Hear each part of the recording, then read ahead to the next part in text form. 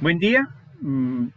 Para la determinación de índices de Miller iniciaremos con las estructuras cúbicas, en particular posiciones, direcciones y planos, cómo se representan. En los índices de Miller es idéntico el tema de las posiciones atómicas a nuestro sistema tradicional de coordenadas. ¿Cuál es la diferencia? Que nosotros no damos los valores en términos absolutos, sino en términos relativos del parámetro de red. En este caso es un cubo, los parámetros de red son A y A. Y cualquier posición debe darse en términos de A. No como por ejemplo, de aquí, de este punto, del punto 6 al punto 9, la distancia es un A, independientemente de cuánto sea ese valor. Y no se da, no se dice 1A, sino que de aquí a aquí hay 1. Es decir, ahí está una vez ese parámetro de red. En este sistema no se tiene en cuenta los ángulos porque lo que nos interesa es la posición relativa con respecto a el parámetro de red de cada lado. Por ejemplo, el punto 1, aquí es claro que debe tener los ejes, deben cumplir con la regla de la mano derecha. En el caso del punto 1, el origen coincide con él, entonces su ordenada será 0, 0, 0, porque hay 0 distancias desde ese punto, desde el origen hasta el mismo punto. Está separado por comas y es muy importante esto, y está entre paréntesis normales. En el siguiente, el punto 2, la ordenada en X es 1, en Y es 0 y en Z es 0. Entonces el índice de Miller estará escrito así, 1, 0, 0. El punto 3 será 1, 1, 0. El punto 4, estará en X0, entonces 0, 1, 0. Y el punto 5, suponiendo que está en el centro de ese cubo, está en la intersección de las diagonales opuestas, de los vértices opuestos, entonces el valor sería un medio, un medio, un medio. Ok. En general, lo que comenté al principio, para el punto P tendrá como coordenadas QRS, donde Q corresponde a la fracción de A, R corresponde a la fracción de B y S corresponde a la fracción de C, siendo A, B y C correspondientes a X, Y y Z. Igual podrían llamarse los ejes, por ejemplo, A, B y C, no importa. Lo que sí debe hacer es que la secuencia debe cumplir con la regla de la mano derecha. Para una dirección, hay una indicación que nos facilita esta determinación. Primero se usa el sistema de coordenadas de mano derecha. Luego se determinan las coordenadas tanto del punto inicial como del punto final, igual que se hace normalmente para determinar la dirección de un vector. Y se resta el final del inicial. La diferencia viene aquí en adelante, se deben eliminar fracciones o simplificar hasta obtener los mínimos enteros. No hay fracciones en este caso. Los números van entre este tipo de corchete distinto y no van separados por comas.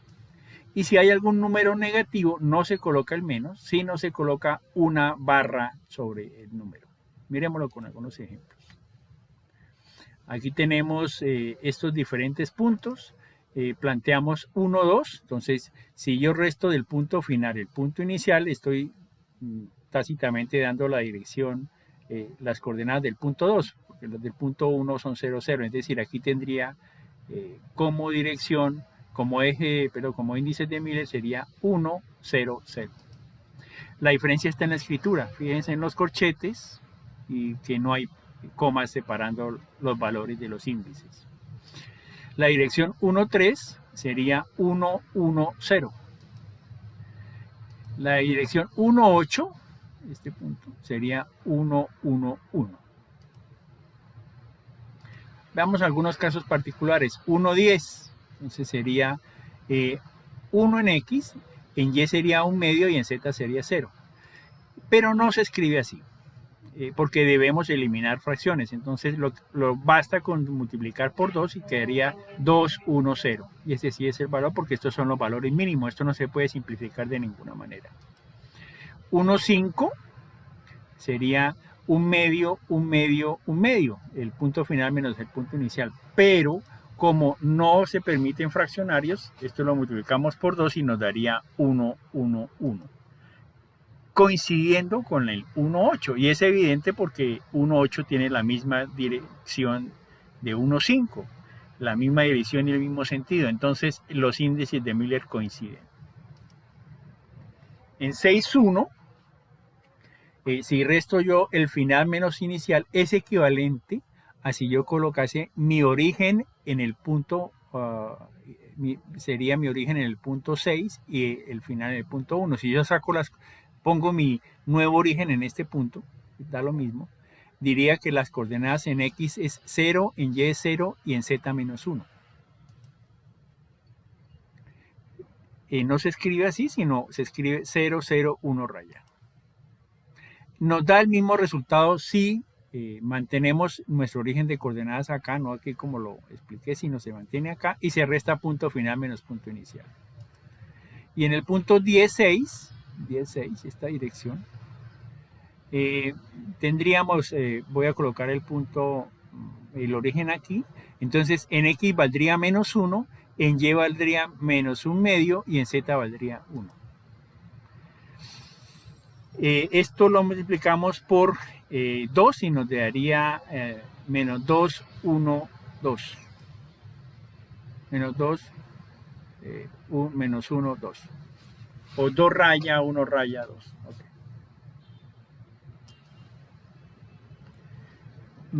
Como hemos visto, la ubicación del origen es arbitraria. Es más a conveniencia.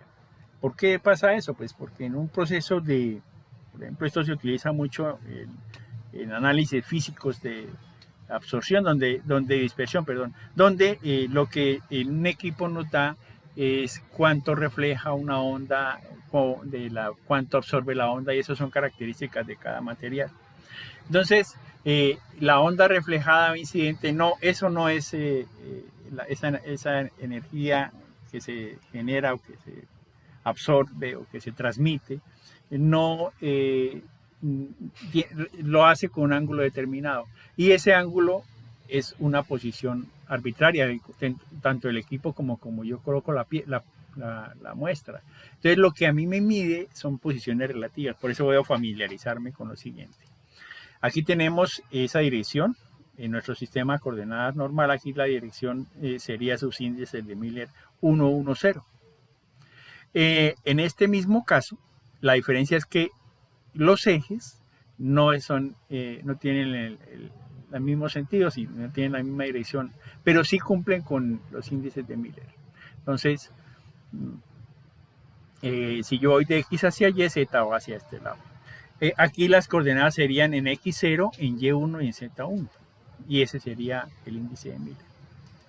Y aquí en este caso, la coordenada en X iría hacia abajo, sería 0, en Y sería 1 y en Z positivo, en Z sería menos 1. Esos son los índices de Miller. Como conclusión, a pesar de que es la misma dirección, el índice de Miller depende de la dirección de los ejes. Entonces, para eso se ha establecido que son las mismas direcciones y se ha establecido que pertenecen a una misma familia o a una misma forma de direcciones. Aquí tenemos distintas direcciones dependiendo del punto de ubicación del origen y del sentido y la dirección de los ejes. Por ejemplo, aquí está 1, 1, 0, está aquí de primera. Está 0, 1, 1, que está aquí en la misma columna de tercera, y está 0, 1, 1 raya, que es el último de esa primera fila. Y yo podría multiplicar eso por menos 1 y escribir 0, 1 raya 1, que aquí está. Es decir, estos son una familia. Y esta familia se llamó 110, pero igual se ha podido llamar 101. No importa. Al final nos daremos cuenta que lo que interesa es tener claro la posición relativa con respecto a los parámetros de red. Y eso es independiente del sistema de coordenadas que utilicemos, siempre y cuando cumpla la regla de la mano derecha. Y claro, donde tengamos claridad en dónde se coloca el origen. Sucede lo mismo aquí con las posiciones se dan en términos relativos de A, B y C, y independiente de los ángulos que presente la microestructura. En los planos pasa algo particular. Primero, hay un concepto. Si un punto está dentro de un plano, pues por ese punto pueden pasar infinitos planos, por ese mismo punto. La intención de esto es, para determinar la posición relativa de un plano con respecto a unos ejes, es que los corte. No, si lo contiene, pues habrá un número infinito de planos que cumplan con esa posición relativa. Entonces lo primero que debe hacerse es uno asegurarse que el origen no está en el plano. Y si está en el plano, debemos buscar un nuevo origen. Luego se determinan los puntos de intersección con estos ejes que se establezcan. A esos valores se determinan los recíprocos o inversos multiplicativos, son palabras comunes. Y en adelante lo que se hace es buscar los mínimos enteros, como simplificando las fracciones, llevando las fracciones a mínimo común divisor, y así obtenemos los enteros. Cualquier herramienta matemática elemental que tengamos para volver eso enteros. Los números van entre este tipo de paréntesis, pero no llevan comas. Esa es la diferencia con las posiciones. Y obviamente por el tipo de corchete es la diferencia, o de paréntesis es la diferencia con las direcciones y con las ubicaciones, las posiciones. Al final, si hay un número negativo, se utiliza el mismo criterio que se utiliza en las direcciones, que es colocar una barra sobre ese número. Veamos este ejemplo. Este plano es paralelo, es evidente que es paralelo a Y y a Z. Como lo primero que debemos hacer, bueno, primero verificamos, no pasa por el origen, correcto, entonces mantenemos ese origen. Segundo, vemos las intersecciones. Las intersecciones en X es 1, en Y no hay intersección, entonces nosotros decimos en ingeniería o en matemáticas que se intersectan en el infinito cuando son paralelos. Lo mismo pasa con Z, tiene un comportamiento asintótico. Entonces, los ejes, aquí tendría la intersección en X igual a 1, en Y infinito y en Z infinito. Los recíprocos o inversos nos darían 1 sobre 1, 1 sobre infinito, 1 sobre infinito. Esto nos da 1, esta operación nos da 0 y esta operación nos da 0. Y el índice de Miller sería ese, 1, 0, 0. No puedo simplificar aquí más, no hay fraccionarios, perfecto. Entonces ese es mi índice de Miller para ese plano respecto a ese origen. En este caso sería en X 1, en Y 1 y en Z infinito nos daría el inverso 1, 1, 0. Por consiguiente ese es el mismo índice de Miller.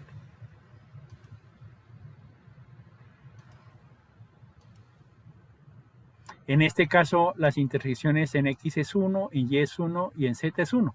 Consecuentemente, el inverso es el mismo y el índice de Miller será 1, 1, 1 porque no se puede simplificar. Esto no es válido solamente, igual que las direcciones, no es válido solamente para una celda unitaria. Aquí tenemos el caso de que hay, por ejemplo, en B, en el eje, en este eje, hay 3 unidades de B, aquí hay 3 unidades de A donde está la intersección y aquí hay 2 unidades de C. Análogamente esto sería AX, Y y Z por el orden de A, B y C, como se estableció cuando hablamos de parámetros de red. La intersección de ese plano con A, yo podría llamarlo también eje A, eje B y eje C, no X, Y, Z, siempre y cuando se mantenga el ordenamiento, criterio de regla de la mano derecha. Entonces, en la intersección es un tercio, un tercio, un medio. El recíproco sería, la intersección es 3, 3, 2, 3, 3, 2. El recíproco sí es un tercio, un medio. Aquí para eliminar esto saco mínimo como un divisor y me daría 2 tercios, 2 sextos, 2 sextos y 3 sextos. Multiplicaría por 6 y me daría como valores 2, 2 y 3. Esto no se puede simplificar de ninguna manera. Estos son los mínimos enteros y consecuentemente ese sería el índice de Miller. Miremos qué pasa con una dirección 223. Una dirección 223 tendría en A2, en B2 y en C tendría 3 unidades, como muestra ahí. Y este es una dirección que es perpendicular a ese plano. Consecuentemente, podemos hacer análisis con geometría descriptiva, haciendo las proyecciones, etc. Pero la conclusión es que una dirección es perpendicular a un plano cuando tiene los mismos índices de Miller. Obviamente lo que la diferencia es la nomenclatura. Análogamente a los sistemas de dirección, que hablamos de sistemas o de familias, aquí también sucede algo similar, que son los planos equivalentes. Vamos a ver este caso. Aquí hay 3 planos, X, Y y Z. Si consideramos los índices de Miller del plano rosado con respecto a ese origen, entonces las intersecciones serían infinito, infinito, 1. Y el inverso sería 0, 0, 1, y ese sería el índice de Miller. En el siguiente caso, tenemos estas 3 situaciones. Voy a hacerlo para el gris. En X es infinito, en Y vale 1, en Z vale 1. Nos daría como inverso 0, 1, 1, y ese sería el índice de Miller. Y en este tercer caso, el plano rosado, la intersección es 1, 1, 1, y ese es su mismo índice de Miller. Vamos a ver qué pasa con estos planos que evidentemente son paralelos. Hagamos el estudio con este azul. El plano azul en la primera estructura, el índice sería con respecto a ese, sería primero las intersecciones son infinito, infinito, 1 medio. Los inversos serían 0, 0, 2, pero yo puedo simplificar como es 0, 0, 2 como 0, 0, 1. En este caso, vamos a hacerlo con el naranja este que está aquí.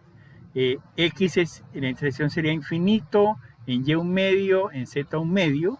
Los inversos serían 0, 2, 2, y eso lo simplifico como 0, 1, 1.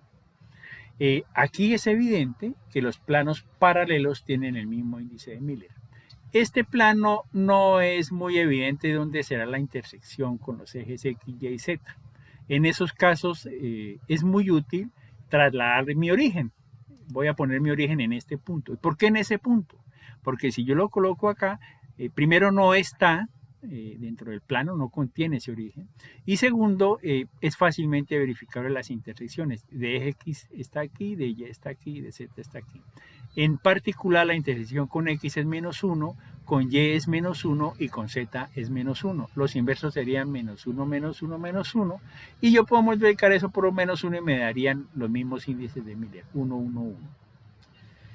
En este caso, para el plano verde, la intersección es X infinito, en Y menos 1 medio y en Z menos 1 medio. El inverso sería 0, menos 2, menos 2, consecuentemente 0, 1 y 1. Y en este caso, el plano amarillo lo contiene, el origen está ahí, entonces habría un número infinito de planos que pasarían por ese punto. Entonces no hay cómo determinar la intersección. ¿Qué haríamos? Voy a modificar el origen a cualquier lado. Por ejemplo, ahí, en cualquier punto externo da el mismo resultado. El plano tiene complejidad. En X es paralelo, en Y es paralelo y Z es paralelo. Entonces, en este caso, la intersección con X no existe, es infinito, con Y es infinito y con Z es menos 1. Inverso 0, 0, menos 1, lo que es el equivalente a 0, 0, 1. Que se conserve el plano, los mismos números, depende de una razón. Uno, que los ejes que yo escoja sean paralelos a los ejes iniciales, es decir, a los que contienen el origen inicial, como en los 3 casos. En los 3 casos, X es paralelo a X, Y es paralelo a Y y Z es paralelo a Z. Y si adicionalmente tienen el mismo sentido, es decir, Y aquí en este caso va de izquierda a derecha, aquí también, y Z va de arriba hacia abajo, aquí también. Cuando eso se mantiene, el valor del índice es idéntico. Yo podría cambiar y poner X en otro sentido, Y en otro sentido, Z en otro sentido, siempre y cuando cumplan con la regla de la mano derecha. Entonces ahí cambia el valor numérico. Pero acordémonos de que Estos valores son relativos y ahí estaríamos hablando de una familia de planos. Bueno, eso es lo relativo a la determinación de índices de Miller para estructuras cúbicas. Muchas gracias.